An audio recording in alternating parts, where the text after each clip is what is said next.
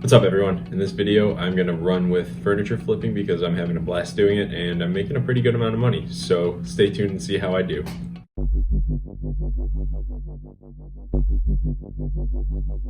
So on this particular day I decided to go through two Goodwills because I was out and about and I just happened to be by two different ones.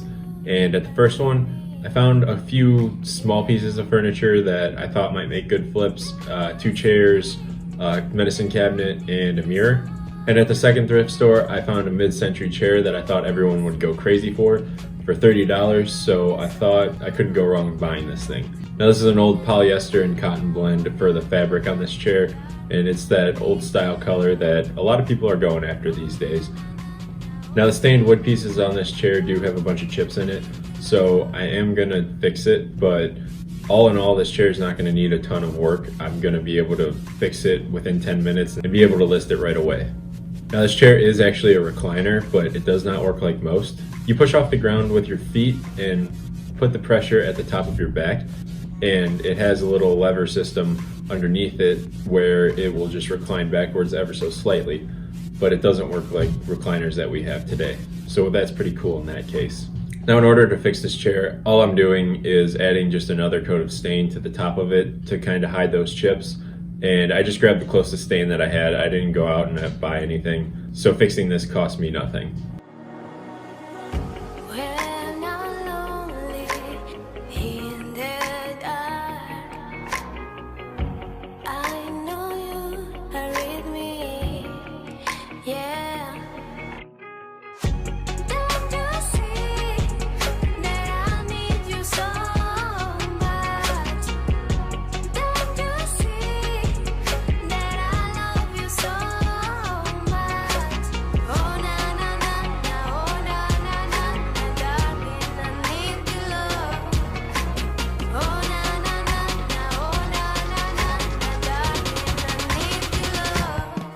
As soon as I finished applying the stain, I let my girlfriend set it up for staging, and all I did was hop back in and took pictures, post on Marketplace.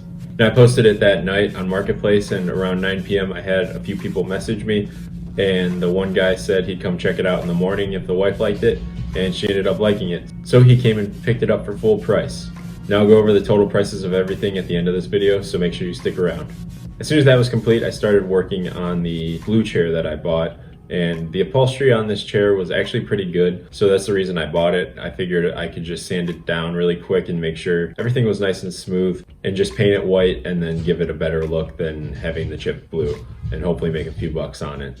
Now when I'm sanding this chair, all I'm doing is making sure that all of the chips are completely flat, because if you can see it and if you can feel it with your hand, you're going to be able to see it when you spray over it. So you want to make sure that it's nice and feathered in, and you just want to make sure it's completely smooth so that you won't be able to see any texture once you spray over it. Now it is below 30 degrees here in Ohio, so if you're painting in that type of weather, you want to make sure that your paint's nice and warm when you're painting onto the surface, because it'll splatter if it's too cold. So what I do is I heat it up with a torch and just shake it up, and once it gets to a decent feeling temperature on my hands, I start spraying. However, another way you could do it is just let the paint cans sit in a bucket of warm water until they reach that temperature.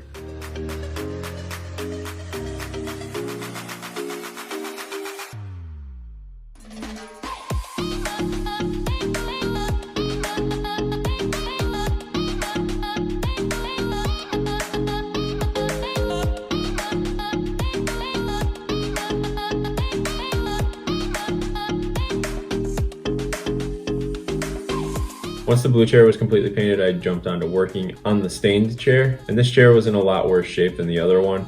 It had some sort of paint streak on the seat and just a bunch of chips. The top piece was missing, so all I ended up doing was just cutting off those dowels that held the other piece so that it looks like it was never there. I had a different approach to the upholstery on this chair. Rather than putting foam down and upholstering it, it had this really nice looking wood. So I decided I wanted to stain it. So I sanded the top of the chair down and masked it off and then painted it. And then once it was completely painted, I stained the top of the chair and hang tight to see how it turned out.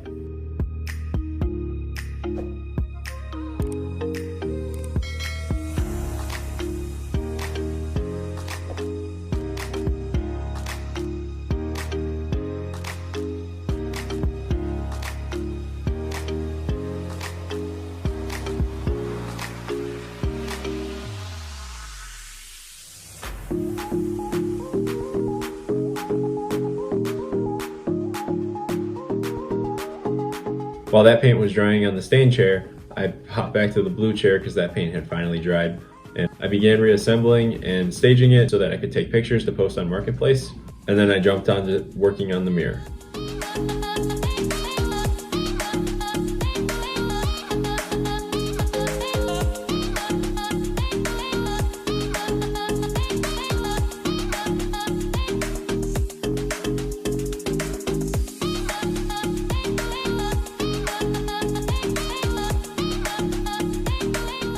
Now when I saw this mirror in the store, I thought it looked super cool. It's a really big mirror, so those are pretty hard to come by.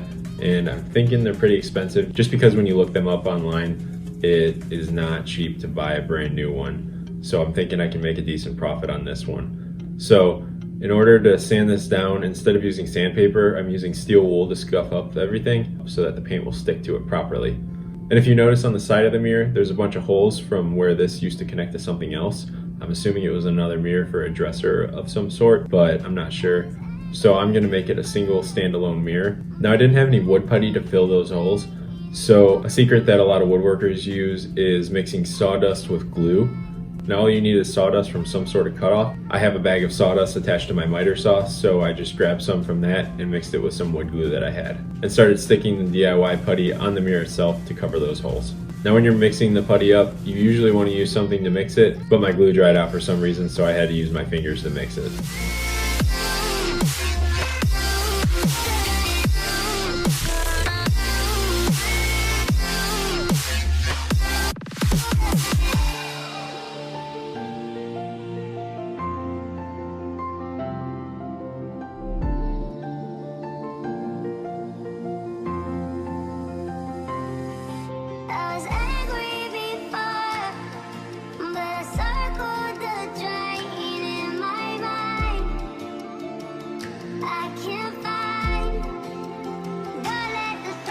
Now once the putty dried, all I did was a light sand to make sure that everything was nice and smooth and that you wouldn't be able to see it after I painted everything.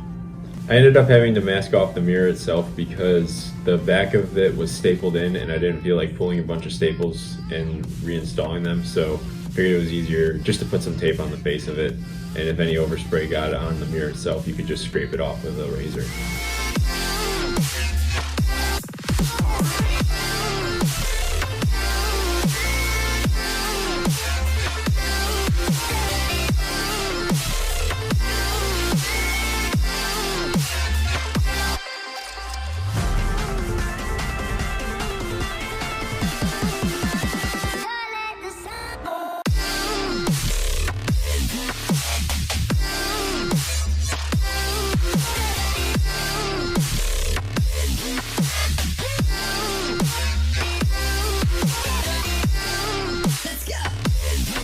So after I painted the mirror, I needed to let that dry, but the stain chair was completely dry at this point, so I jumped back on that, and I used a black stain on the top of the seat, and then immediately posted it on Marketplace from there.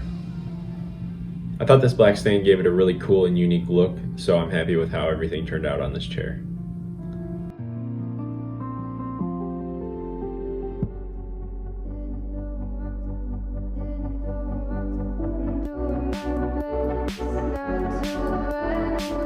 Now once the paint was dry on the mirror, I thought it was missing a little something, so I wanted to try that last technique that I used in the video that I did the bar stool and end table and try and give it a little wood grain look, but this is where I started to run into a lot of problems. As I was staining it, I realized that I wasn't going to get that texture, and it kind of just ruined that little part. It did not look good at all, and I figured I would just redo it.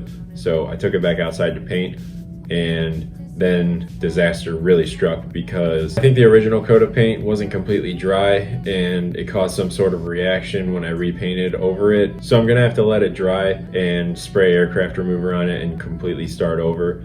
So I'm gonna chalk that one up as a loss and just let it sit for now until I have time to redo it again. But if you're interested in using the black stain on the paint, I highly recommend going and checking out my other video. The one with the bar stool and the tables. It turned out insane and I thought it looked so cool, and it sold immediately. Now I know what you're all thinking. I forgot the medicine cabinet, and I know I did, but as I got to looking closer at it, it was just too much work to make it nice again. So I just decided to hang it up in my garage and use it for storage. and I don't think I will be flipping it. Let's hop into numbers and talk about exactly what I bought everything for and exactly what I sold everything for. So on the day that I went to the 2 thrift stores, I spent $71 on all the items in total. The first item that I sold was the chair, and I did sell that for my full list price at $140, and I did not put any money into that piece. So just on the chair alone, I doubled my money and came out profitable. And as of filming this video, I did not sell either of the chairs. So whatever I get for those 2 chairs will be just extra profit on top, which is really nice because I don't have to worry about messing up that mirror or not using the medicine cabinet. Now, it does eat into the profits, but you live and you learn.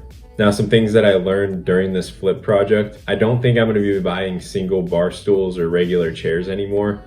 I'm solely gonna focus on accent pieces like the yellow chair that I bought at the beginning of this video, and I'm focused on couches. I did have a lot of luck with that first couch flip that I did, and I didn't film another one that I did, but I got a free couch and it was the same color as that green one that I did, and I ended up selling it for $100. So that one was just pure profit. So I'm gonna stick to a little bit bigger items because like I said, it's hard to sell just one chair that doesn't have any matching other chairs. So I'm gonna wrap this video up here. If you liked it, make sure you click that like button and subscribe because it'll give you more information on when I post new videos, and I will catch you in the next one.